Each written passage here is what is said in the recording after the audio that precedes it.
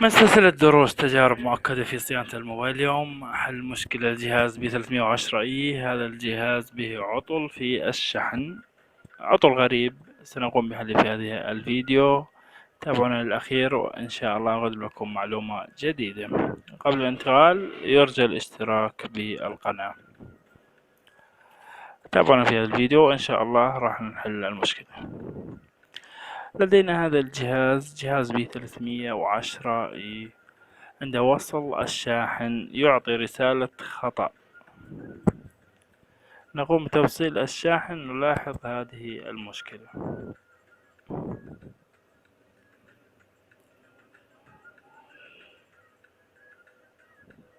تم إيقاف الشحن مؤقتا لحماية البطارية.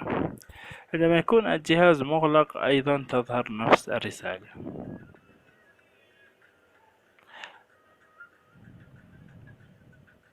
طبعا لحل هذه المشكلة نتبع خطوتين رئيسيتين، لأنه في الغالب هاتان الخطوتين هما اللذين سيقوم بحل المشكلة.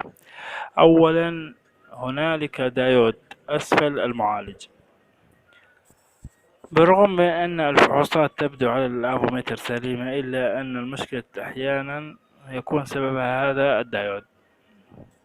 لذلك أنا أقوم باستبدال هذا الدايود من جهاز معطل.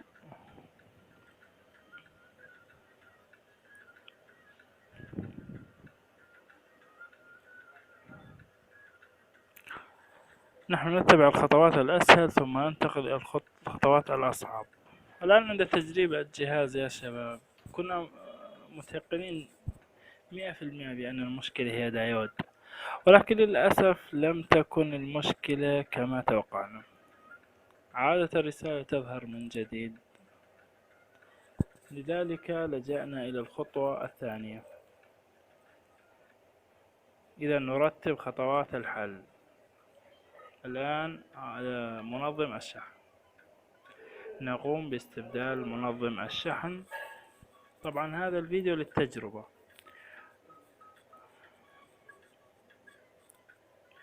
إذا في الغالب الخط في على اليسار، على اليمين، الخط في على اليمين هو المسؤول عن هذه المشكلة.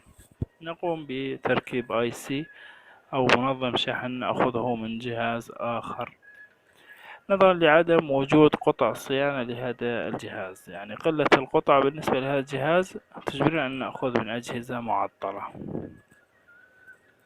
نقوم بالتسخين على الاي سي، نراعي التركيب الصحيح وتوضع جميع الأرجل.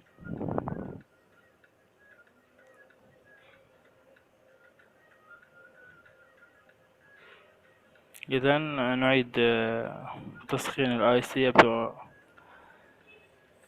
نعيد تسخين الاي سي ونضعه في مكانه السليم. في هذا العطل تبين بأن منظم الشحن هو المسؤول عن هذه المشكلة. إذا بعد تركيب اي سي الشحن تبين بأن الحل هو استبدال منظم الشحن. الآن نقوم بتجريب الجهاز.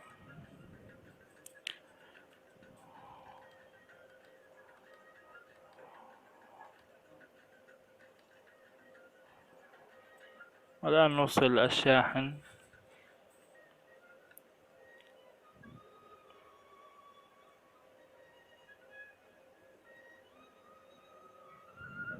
عند وصل الشاحن عاد الجهاز ليشحن بشكل سليم.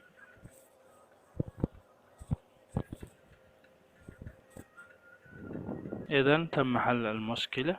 إذا أعجبك الفيديو ادعمنا بالاشتراك بالقناة.